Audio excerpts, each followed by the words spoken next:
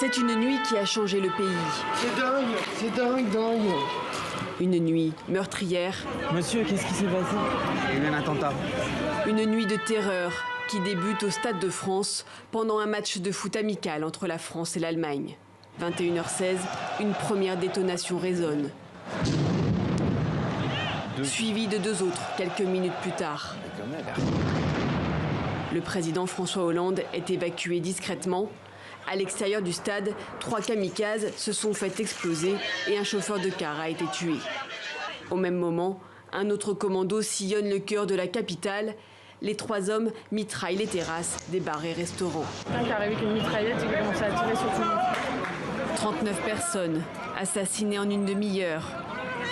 Un des terroristes se fait finalement exploser dans un bar. Les autres prennent la fuite, mais le pire est à venir.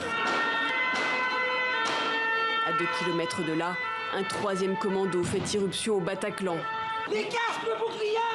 Dans la célèbre salle de concert, un groupe de rock se produit alors devant 1500 spectateurs. Il y a eu des pétards qui venaient de derrière. Et puis là, on n'a pas réalisé vraiment. Je pensais que ça faisait partie du concert. Et au final, les gens commençaient à se coucher autour de nous. Les 3 terroristes armés de Kalachnikov commencent à tirer sur le public. Des spectateurs parviennent à s'enfuir. D'autres se cachent jusque dans les faux plafonds. Près de 3 heures plus tard, l'assaut est enfin lancé. 90 personnes ont perdu la vie. Les assaillants, eux, meurent sur place.